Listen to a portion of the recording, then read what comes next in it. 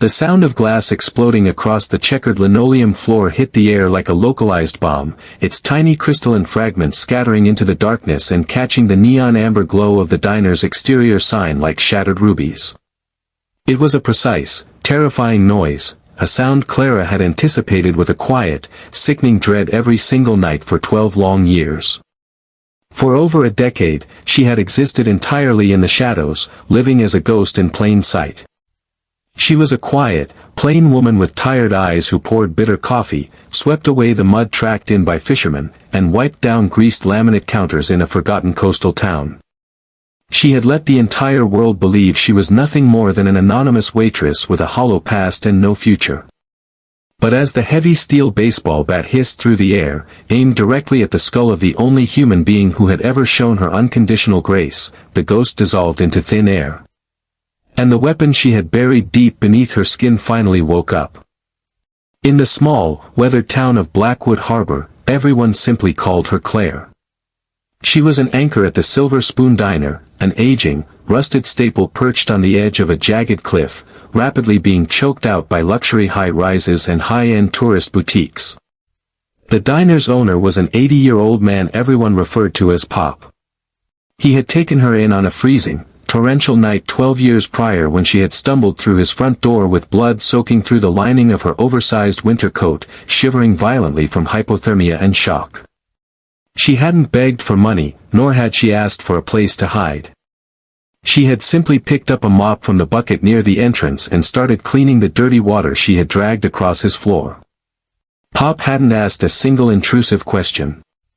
He had merely handed her a warm bowl of chili, a clean white apron, and the keys to the small, drafts-plagued apartment situated directly above his detached garage.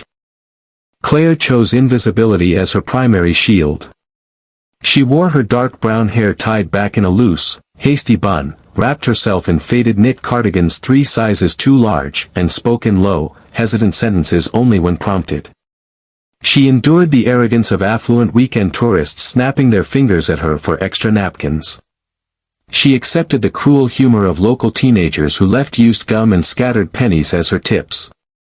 She swallowed every small humiliation without a word, understanding that pride was an unsustainable luxury for a woman trying not to exist. In a world, however, the world outside Blackwood Harbor refused to leave it alone. The quiet fishing village was being systematically consumed by Apex Holdings, a ruthless real estate conglomerate purchasing land through underhanded land deals, predatory loans, and quiet intimidation. Independent businesses were forced out one by one through manufactured zoning violations, absurd property tax spikes, and mysterious late-night fires. Executing this campaign on the ground was Julian Vance, a 34-year-old heir to the Apex fortune. Julian was a man defined by expensive suits, tailored coats, and a casual sociopathy. He viewed the working-class residents not as people, but as minor blemishes on a blueprint that needed to be erased. The final roadblock standing between Apex Holdings and a $50 million luxury resort was the prime waterfront plot beneath the Silver Spoon Diner. Pop had owned that strip of land for over half a century. His late wife, Martha, had hand-painted the interior walls and placed every booth seat with care. To Pop, surrendering the deed meant surrendering his last tangible connection to the woman he had loved. He refused every offer Julian brought to the counter, regardless of how many zeros were written on the checks. That unyielding stubbornness brought out the wolves. Over the preceding 6 months, Julian's tactics had escalated from subtle pressure to open violence. Sugar dispensers were filled with salt, the rear delivery windows were repeatedly smashed, and the tires on Pop's rusted pickup truck were slashed in broad daylight. Claire had watched every incident unfold, her hands gripping the plastic handle of a coffee pot so hard her knuckles turned stark white. Every drop of blood in her veins, every refined muscle memory forged through years of specialized tactical training, demanded that she act. Yet she forced herself to stand completely still. She knew the absolute rule of her survival: the moment you raise your hand, the people tracking you will see you. If she revealed the monster hiding behind the apron, her past would track her down, and the innocent people around her would be incinerated in the fallout. So, she acted the part of the helpless coward. She swept the broken glass, wiped the tables, and whispered useless, soft apologies to Pop for being unable to protect him. The fragile dam finally burst on a freezing Tuesday night in late November. A dense, blinding fog had rolled in off the Atlantic, smothering the coastal roads in a wet, heavy shroud. The town had shut down hours early, but Pop remained behind, sitting in his favorite corner booth with a pencil behind his ear, quietly stressing over a pile of delinquent utility notices. Claire was in the rear kitchen, scrubbing down the iron cooktop with steady, rhythmic strokes, trying to drown out the echoes of memories she had spent a decade trying to bury.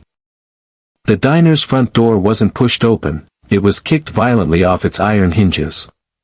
The impact rang through the empty building like a rifle shot. Claire paused, peeking through the small, grease-stained glass window of the swinging kitchen door. Julian stepped into the dining room, backed by three imposing men clad in dark leather jackets. They carried iron crowbars and heavy steel bats. Julian was no longer wearing his polished corporate attire, he wore a damp tactical jacket, his eyes wide, bloodshot, and completely unhinged. The polite corporate facade had been discarded. He was done waiting. "Evening, old man," Julian announced, his voice carrying a manic, dangerous rhythm. "I'm here to close the deal." Pop slowly rose from the vinyl seat, his knees cracking under the weight as he pressed his frail hands onto the table for balance. "You're breaking the law, Julian. Get out of my diner before I call the department." Julian laughed, a harsh, grating sound that bounced off the stainless steel counters. He tapped the end of his steel bat against a booth frame. "The sheriff is currently dealing with a multi-vehicle wreck on the highway 6 miles out. A terrible shame, really. You're entirely on your own, Pop. No one is Inside the kitchen, Claire's right hand instinctively dropped to her waistline. Her fingers searched for a sidearm that hadn't been there for 12 years. Her lungs seized. Her heart slammed against her ribs with terrifying force. "Stay down," she commanded herself. "If you react, they will trace you. If they trace you, everyone dies." "I'm not signing," Pop said, his voice faint with age but solid as granite. "This place is Martha. You can't buy a man's heart." "I don't give a damn about your heart," Julian sneered, lifting the bat onto his shoulder. "I want the dirt underneath it. And if you won't sign the transfer, my boys will break every bone in your body until you drop enough blood to wet the signature line." With a flick of Julian's wrist, the three men unleashed absolute destruction. They tore through the silver spoon like a sledgehammer through plaster. The original jukebox, which had played soft jazz and old country for 40 years, was pulverized into twisted metal and shattered plastic. The glass display cases exploded, showering the counter in cream and sharp fragments. They ripped the fixed bar stools right out of the floorboards. Pop let out a frantic cry, stumbling forward to shield a small framed photograph of his wife hanging near the register. The largest of the three men, a brute with a deep, jagged scar running down his neck, grabbed Pop by his thin collar and slammed him violently onto the floor. Pop crashed into the bed of broken glass, a sharp scream tearing from his throat as he gasped for air. Julian stepped over him, raising the heavy steel bat high above his head, aiming directly at the old man's ribs. "Last chance, old man. Sign it, or you don't survive the night." Pop looked up from the glass, blood trickling from a deep tear on his cheek, and spat at Julian's boots. "Go to hell." Julian's face twisted into an ugly, furious grimace. He pulled the bat back, his forearms tensing as he prepared to strike with maximum force. Inside the dark kitchen, the last wire snapped. The massive concrete wall Claire had erected around her real identity shattered into dust. The lingering fear of being caught, the crushing weight of her guilt, the burning desire to remain hidden, it all evaporated in a microsecond, replaced by a cold, calculating, lethal instinct. The kitchen doors didn't swing open, they burst apart as Claire launched herself into the dining room. Julian didn't even have time to turn his head before the atmospheric pressure in the room abruptly inverted. "Stay back, "Bitch," the scarred thug yelled, swinging his crowbar in a wide, lethal arc aimed squarely at her temple. Claire didn't duck away, she moved inward. She slipped underneath the trajectory with terrifying, robotic efficiency. She caught his outstretched forearm with her left hand, planted her boot directly against the side of his knee, and drove her heel inward. A loud, sickening crack echoed through the space as his joint inverted. Before the sound of his scream could fully form, Claire drove the heel of her right palm upward into his chin, severing his jaw connection. He crumpled to the floor like a sack of lead. The second thug stood frozen, his eyes wide with utter incomprehension. Claire offered no delay. She snatched a heavy, solid glass ketchup bottle from a nearby booth and whipped it across the space with military velocity. It struck the man squarely between his eyes, exploding into a cloud of red sauce and glass. As he staggered backward, clutching his face, Claire closed the distance in 2 silent strides, grabbed his jacket lapels, and swept his legs out, slamming his skull hard against the metal edge of a booth base. He went limp instantly. Julian dropped his bat, the metal clattering uselessly against the floor. The color drained from his skin as he frantically reached into his pocket and flipped open a heavy, serrated switchblade. The third thug, a massive man built like a vault, bellowed and lunged at Claire from behind, attempting to lock his heavy arms around her throat in a sleeper hold. Claire didn't resist the momentum. She sank her hips, driving her elbow backward into his solar plexus, followed by a violent heel stamp to his instep. As his grip loosened and he bent forward, she clamped both hands around the back of his head and brought her knee crashing into his face, shattering his nose. He collapsed onto the linoleum, groaning in total shock. 3 heavily armed enforcers had been completely dismantled in less than 8 seconds. The diner fell into a terrifying silence, broken only by the low buzz of the damaged exterior sign and the ragged, shallow breathing of the men bleeding on the floor. Julian was trembling so violently the blade in his hand vibrated. He stared at Claire, but the woman he was looking at was no longer a timid waitress in a baggy sweater. She stood perfectly centered among the carnage. Her hair had tumbled free from its bun, hanging around a face completely devoid of human emotion. Her eyes were black, sharp, and empty, the eyes of an apex predator. What are you?" Julian stammered, shuffling backward until his back hit the register counter. "Who the hell are you?" Claire took 2 slow, measured steps toward him.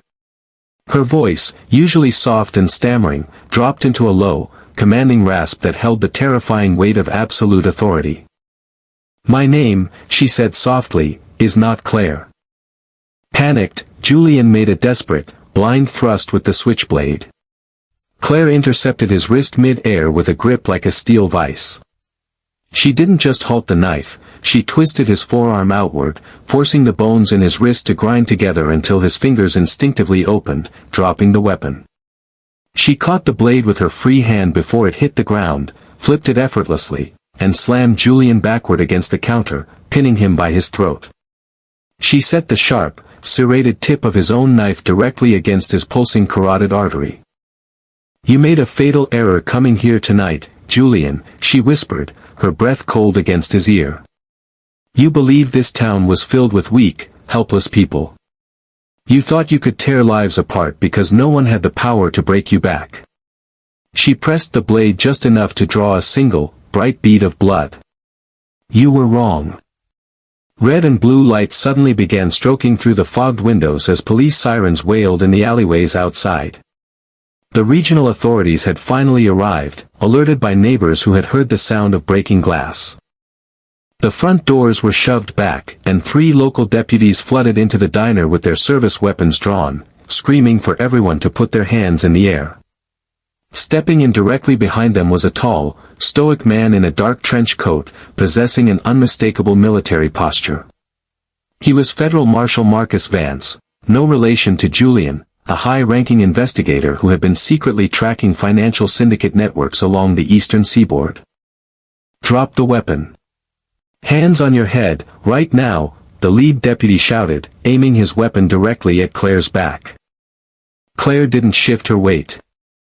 She kept Julian pinned to the counter, her eyes locked onto the federal marshal who had just walked into the room.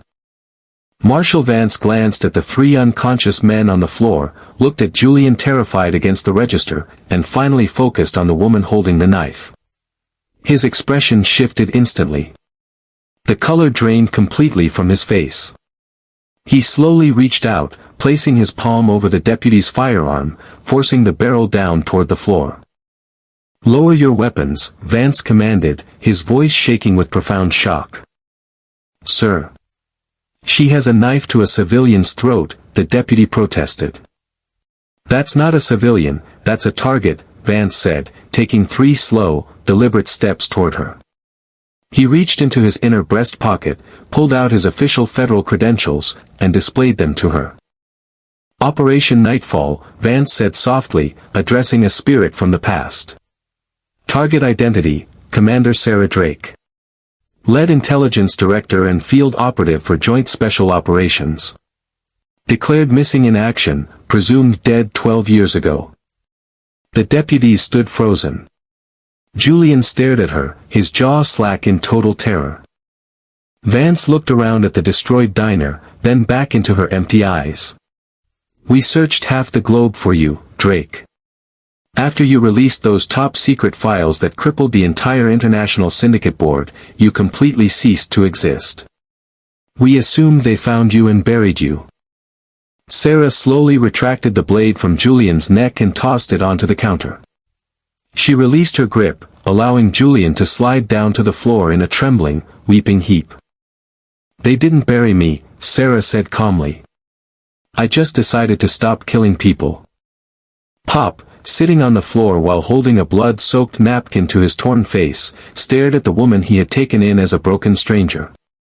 He didn't look at her with terror or suspicion, his eyes held only a profound, heartbreaking sadness. Sarah turned away from the federal agents and walked over to Pop. The cold, lethal operative vanished instantly, replaced once again by the soft, broken woman who had spent 12 years washing his dishes. She knelt in the sharp shards of glass, wrapping her hands around Pop, she whispered, her voice fracturing as a single, heavy tear escaped her eye and traced down her cheek. "I'm sorry. I lied to you. I lied to everyone about who I was." Pop looked down at her hands, then reached up with a trembling finger to wipe the tear from her face. He didn't ask about her military. "Did you lie to me 12 years ago?"